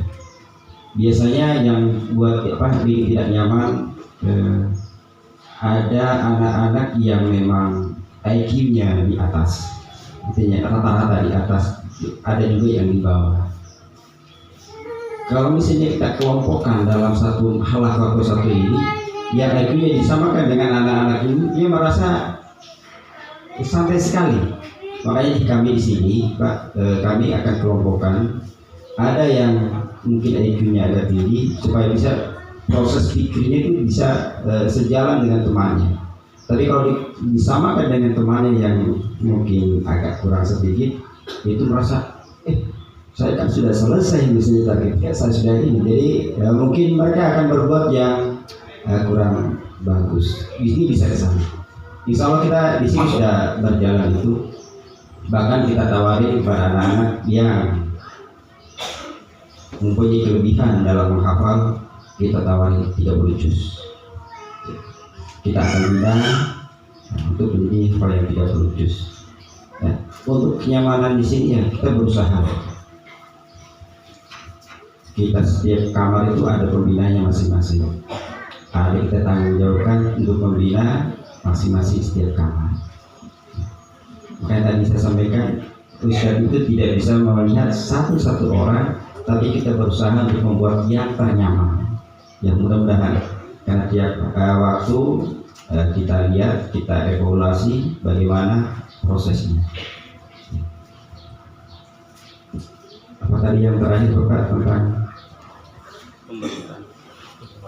ya, untuk pembayaran. Ya terus terang ya kami hanya berharap itu untuk memberi ya untuk makan hari-harinya. Ya, kalau bulanannya itulah yang kami harapkan untuk makan hari-harinya. Ya, saya terus terang saja para Bapak Ibu sekalian, karena saya selaku yang mengetahui semua dari dapurnya sampai ini. Ya, kadang kami dipercayakan untuk utang dulu. Ya, karena 1 bulan itu yang selama ini 1 ton itu tidak cukup beras. Ini baru berasnya, tidak cukup tuh 1 ton. Karena kita dipercayakan untuk ngambil dulu. Ya alhamdulillah itu syukurnya ada teman yang baik, ya kita dikasih pinjam dulu. Tapi mudah-mudahan harapan kami ya ke depan tidak seperti itu. Makanya ada batas waktu kita wawancara ya, ada batas waktu dari tanggal 1 sampai tanggal 10, itulah pembayaran dari Bapak Ibu sekalian. Kenapa sampai tanggal 10 nggak dipatok sampai tanggal 5 saja? Saya mengerti ya Bapak Ibu sekalian, karena ada yang PNS, ada yang tidak. Kalau yang PNS kadang-kadang di atas tanggal 5, ada yang tanggal 7, tapi kalau tanggal 10 saya rasa sudah gajian semua. Makanya saya batasi sampai tanggal 10.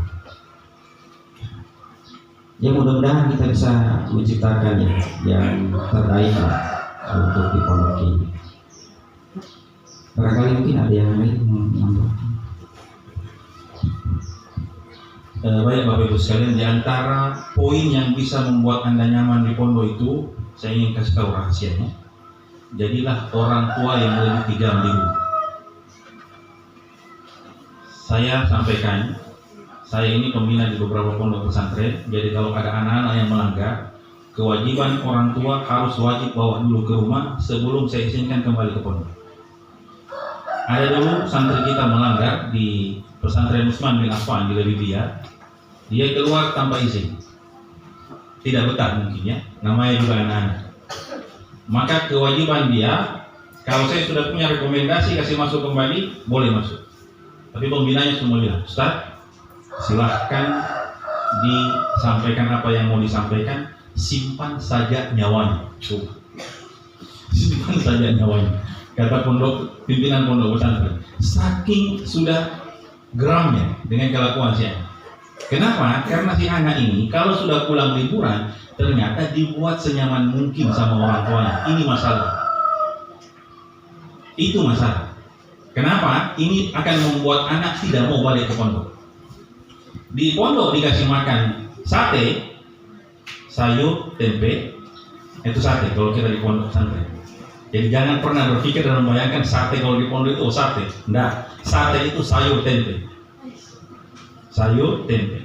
Maka di rumah tidak boleh lebih enak daripada itu. Kalau di pondok dikasih bangun jam 4, Bapak jangan biarkan dia tidur sampai pagi. Bapak kasih bangun dia jam 3. Kalau di pondok dia sholat duha, maka ketika liburan jangan biarkan dia tinggalkan sholat duhanya. Kalau di pondok dia 4 rakaat, Bapak siksa dia 6 rakaat. Siksa aja Pak.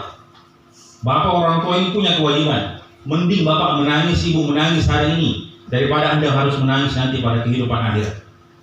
Kenapa? Anda harus buat anak Anda tidak nyaman di rumah. Jangan ketika Anda pulang di rumah, nak mau makan apa, nak sini, nak ayo kita bikin. Jangan, Pak. Buat dia ingin segera kembali ke pondok. Dia akan berpikir, lebih enak di pondok kalau begini. Itu kuncinya. Tapi kalau Anda buat dia nyaman di rumah, karena di pondok jarang makan KFC, di rumah Anda sediakan setiap hari, di rumah Anda biarkan dia tidak bangun sholat subuh, maka apa yang terjadi? Dia akan aras-arasan ke pondok. Jadi saya bilang kunci keberhasilan kita ini memang kita harus bekerja sama. Jadilah orang tua yang memang penuh dengan tanggung jawab. Anak ini adalah amanah. Mereka adalah perhiasan yang sebenarnya. Ketika kapan? Ketika mereka menjadi anak yang soleh dan soleh. Kalau mereka tidak menjadi anak yang soleh dan solehah, maka mereka menjadi azab bagi orang tua. Selalu buat seperti itu. Jadi tanya, selalu konsultasi dengan gurunya. Saya minta juga teman-teman yang ustaz-ustaz ini ambillah pengalaman dari beliau ini yang selama 17 tahun jadi pendidik, pasti akan ada manfaatnya. Banyaklah berkonsultasi, saling tukar pikiran, maka insya Allah akan memberikan kenyamanan. Dan mohon para orang tua pun dia sampaikan kepada ustaz dan ustazah pembina di sini, anak saya ini kekurangannya ini, kelebihannya ini. Itu di antara poin penting untuk membangun kerjasama di dalam pendidikan. Anak saya ustaz, anaknya ini kurang suka bergaul. Nah itu ustaznya harus tahu, sehingga apa yang dilakukan oleh ustaznya, dia akan tahu jalan keluarnya apa. Gitu kan? Anak saya ini ustaz kalau makan banyak. Nah, itu perlu dikasih tahu. Supaya apa? Kita tahu anak ini opininya ini, tidak maunya ini. Itu loh. Jadi tolong diberitahukan, Anda yang paling tahu kelebihan dan kekurangan anak Anda. Jadi tolong disampaikan sebagai informasi tambahan buat para pembina. Dan ini akan memberikan manfaat insya Allah di dalam membangun pendidikan dan karakter putra-putri kita. Barakallahu fiik. Barangkali saya tambah sedikit terkait dengan yang santri di pondok, Pak. Ini pengalaman yang pernah yang selalu ini. Orang tua jangan pernah menyampaikan barang yang ada di rumahnya atau keadaan yang ada di rumahnya untuk sampaikan kepada anaknya selama anaknya masih ada di pondok. Jangan pernah menyampaikan. Atau mungkin selama ini punya HP ya. Begitu datang kunjungan orang tua dia sampaikan, nah HP-mu pecah sama adikmu, kasihan adiknya apa yang terbesit sama anaknya yang ada di pondok itu HP-nya terus. Kenapa kasihan HP-ku dipecahkan? Kenapa ini? Padahal beli yang baru masih bisa. Tapi jangan pernah menyampaikan. Atau mungkin menyampaikan, nah sekarang sudah punya rumah baru atau mobil baru, mobil BMW atau apa. Jangan pernah itu menyampaikan. Karena yang ada di pikirannya dia bukan lagi belajar, tapi bagaimana saya bisa pulang ya? Saya bisa pulang itu harus bagaimana? Dia berpikirnya ke sana. Jadi kenyamanan itu ya ada beberapa faktor nih. Jadi antaranya ya, baik dari pembinanya, dari para asatidz sendiri, yang paling ini dari anaknya itu sendiri. Atau orang tua juga bisa menentukan kenyamanan anakku di pondok. Itu akan berpikir terus. Karena saya pernah mengalami anak-anak seperti itu, menangani anak-anaknya seperti itu. Ya, begitu kunjungan orang tua dia ceritakan, nah kemarin anak dipakai sama adik ibu ini pecah HP-nya. Atau dan yang lain. Akhirnya apa ini anaknya 2 hari setelah kunjungan akhirnya kabur. Dia pulang dari pondok dia lari. Setelah sampai rumah, hanya HP yang dia akan lihat. Karena sering disampaikan seperti itu, akhirnya anaknya juga minta pindah. Setelah minta pindah, ya kalau memang sudah tidak mau sudah pindah. Akhirnya orang tua, ya karena itu tidak betul-betul ya mendukung program-program yang ada. Barangkali itu tambahan dari kan. Mungkin ada yang lain. Saya tambahkan sedikit dari bagian kesatuan yang kurang lebih hampir berurusan terus dengan santri-santri kita di dalam. Melihat tentang kenyamanan tadi, betul sekali yang disampaikan Ustaz, bahwa memang kalau pembanding kenyamanan itu adalah rumah, maka jelas tidak ada yang namanya kenyamanan di pondok. Kegiatan diatur, mandinya diatur, makannya diatur, jam sekolahnya diatur, itu diawasi Pak. Mandi mungkin masih mau mandi yang kita kasih waktu 10 menit, 15 menit. Iya, kita tahu kan anak-anak bagaimana kalau mandi. Mungkin mandinya di rumah dia santai-santai saja karena sendirinya aja yang mandi. Tapi kalau di sini ada temannya yang ikut mandi. Tapi ada bilik-biliknya Pak, bakul yang lempar air, siram-siram air, padahal sudah mau masuk waktu sholat. Nah, itu tadi tegur lagi dan sebagainya. Nah, bisa jadi itu akan membuat anak-anak Anda tidak nyaman begitu. Karena yang tadinya di rumah serba diluaskan semuanya, mau apa, mau ini, mau apa, tapi di sini serba terbatas. Maka yang saya sampaikan kepada Bapak Ibu adalah berikan mereka pengertian. Makanya sebelum anak-anak masuk di pondok, tolong jangan diiming-imingi apapun yang berlebihan. Nah, kalau kamu masuk di pondok, insya Allah hafal 1 juz, Bapak berikan HP baru. Makanya motivasinya HP baru ini. Nah, insya Allah kalau saya hafal 1 juz, 2 juz, nanti diberikan HP sama mamaku. Nah, ketika perjalanannya nanti menghafal, memang mungkin awal-awal dia masih semangat. Masih bisa ya, juz 30 insya Allah masih bisa. Tapi sudah masuk juz 29, masuk juz 28, muncullah pikiran-pikiran, jangan di HP baru deh, masih bisa dipakai HP yang lama. Akhirnya semangat belajar itu berkurang, tidak nyaman. Makanya tolong anak Bapak Ibu masuk di pondok jangan diiming-imingi. Betul-betul niatnya kamu masuk di pondok, bantu Umi, bantu Abi, doakan. Itu yang utama. Jangan diiming-imingi dunia, tapi betul-betul berikan pengertian kepada mereka bahwa mereka dididik di sini untuk menjadi penyelamat, untuk menjadi investasi terbaik untuk Abi dan Uminya nanti. Begitu Bu. Makanya insya Allah dari situ nanti akan terbangun kenyamanan. Karena di pondok itu kita bangun kesederhanaan kepada anak-anak. Ya, yang tadinya mungkin makannya makanan enak-enak. Ustaz, boleh nggak saya bawakan anakku mie ayam mungkin? Kesukaannya ini Ustaz. Mumpung dekat di rumahku. Tidak boleh. Tidak boleh. Kalau kita mau bawa mie ayam, bawakan 160 porsi. Karena anak-anak di sini ada 160 porsi. Sangat tidak enak, sangat tidak adil ketika anak bapak di waktu makan, temannya makan tempe, makan tahu, dia makan mie ayam. Maka timbullah dalam pemikirannya, kenapa saya tidak dibawakan sama mamaku mie ayam? Kenapa saya tidak dibawakan ayam goreng? Apakah mamaku tidak sayang sama saya? Akhirnya orang tuanya datang dengan mungkin kunjungan, dia berubah, bapak tidak sayang sama saya. Itu temanku. Bapaknya kalau pergi berpasar di Mombana mungkin dia singgaji bawakan gorengan, dia singgaji bawakan makan. Kenapa saya tidak pernah Pak? Makanya tolong ketika ada aturan di pondok, mari bersama-sama kita kerjasama gitu.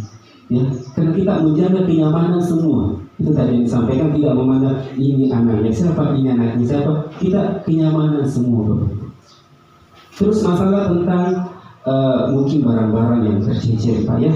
Mungkin ada anak-anak yang ketika kunjungan dibawakan makanan, dibawakan ini dan segala macamnya, tiba 2 hari, 3 hari, tiba-tiba apakah terjadi? Nah, kalau saya jujur, itu pasti akan terjadi.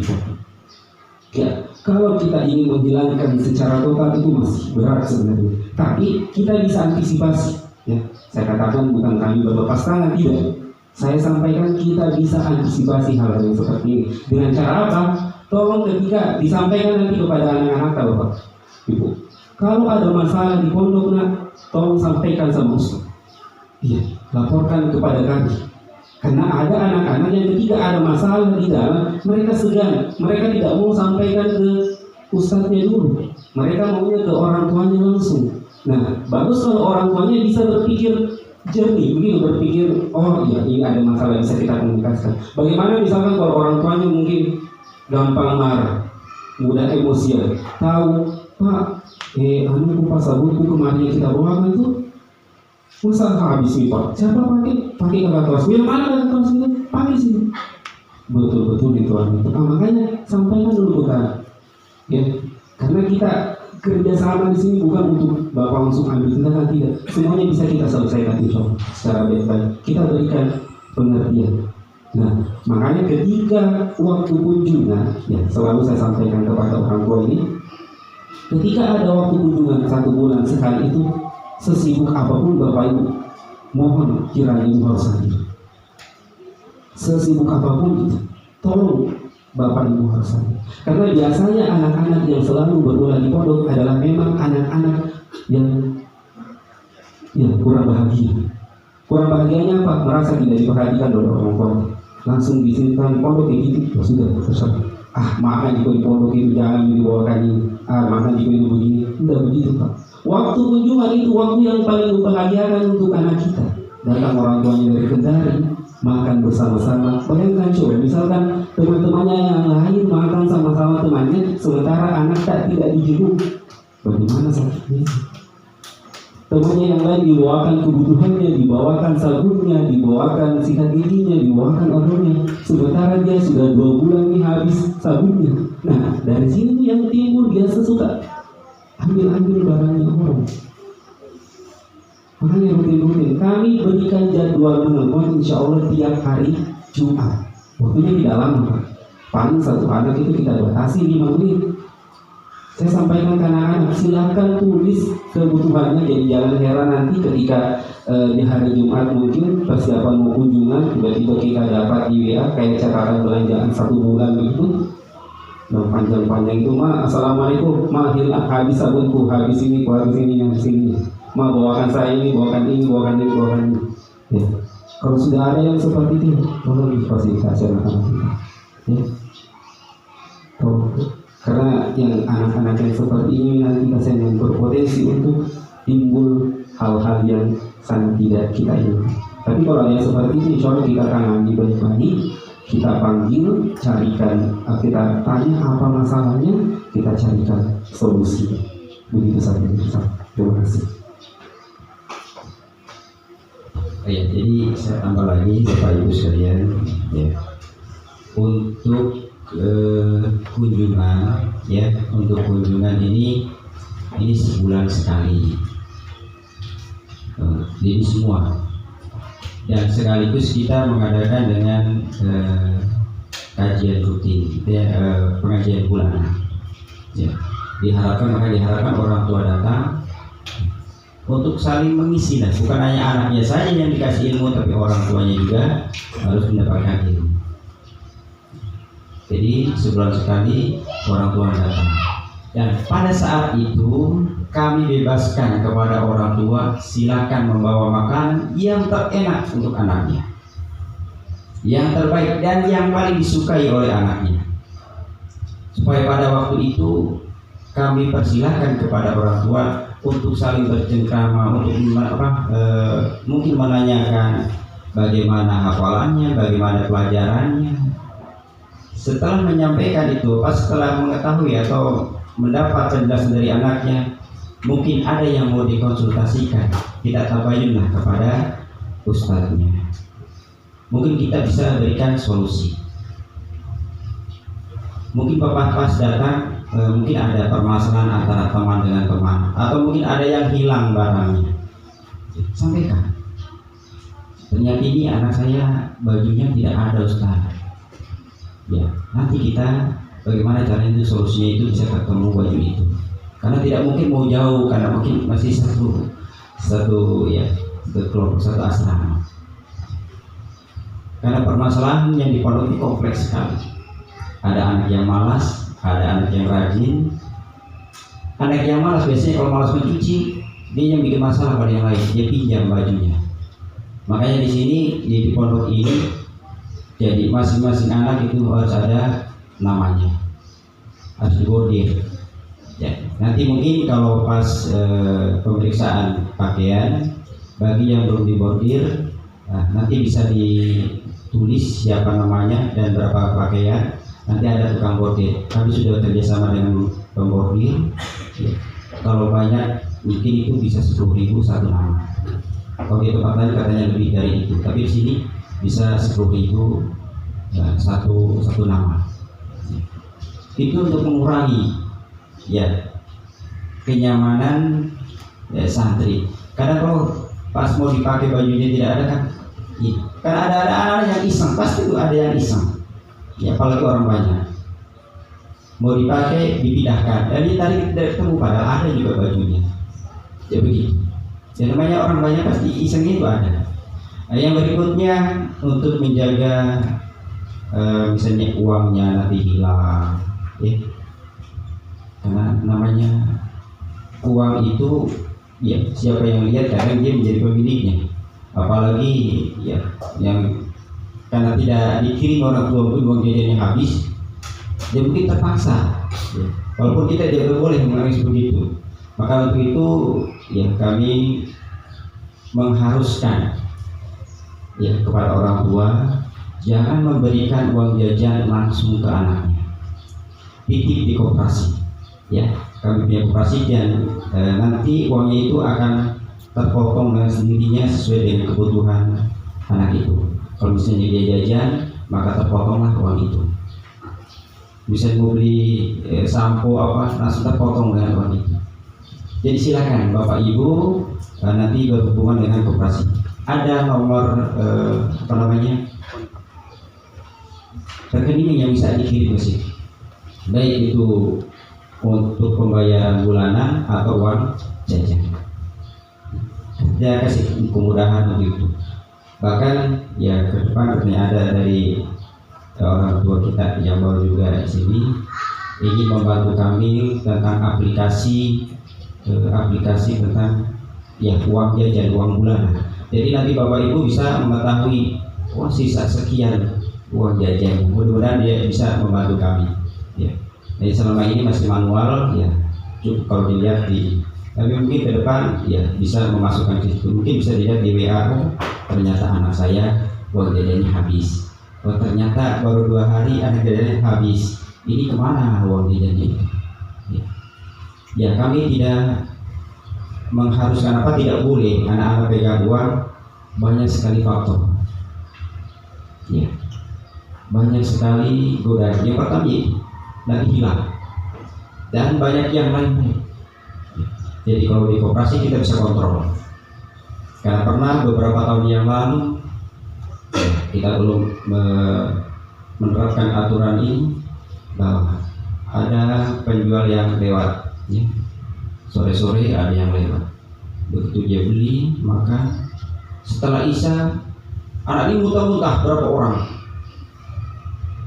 dan ada yang berak-berak. Setelah kita cek di dapur bagaimana cara makan, bagaimana cara masaknya, ternyata bukan dari dapur. Setelah di tanam desa atau ditanya anak, ternyata dia habis jajan ya yang lewat.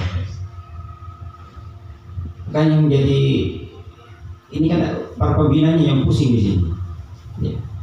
Jadi mudah-mudahan ke depan kita akan lebih tertibkan kembali aturan ini yang lebih mudah Bapak Ibu bisa mengontrol ya uang jajan. Insya Allah nanti mungkin bisa dibuatkan aplikasi yang orang tua bisa melihat uang jajannya dan mungkin uang bulanannya dia sudah bayar atau belum. Ya, mungkin bisa ditahu. Karena kalau demikian mungkin ya. Itulah tadi jawaban dari kami tentang pertanyaan Bapak. Bagaimana? Rasa cukup Pak ya, karena sudah mau masuk waktu sholat zuhur, maka kita cukupkan kegiatan khutbah hari ini.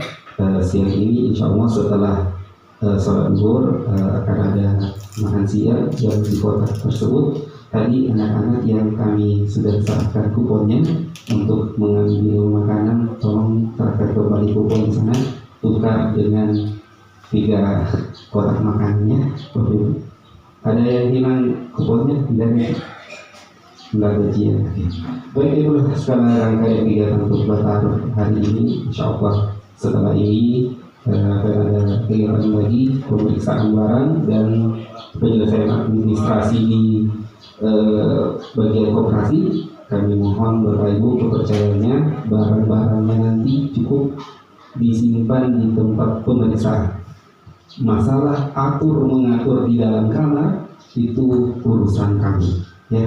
Itu urusan kami, mohon maaf batasnya sampai batas pemeriksaan barang saja di dalam. Ya nanti Ustadz sama Ustazah yang berwenang yang akan membantu anak ibu untuk atur mengatur barangnya. Ya. Jadi ya, cukup sampai di situ saja.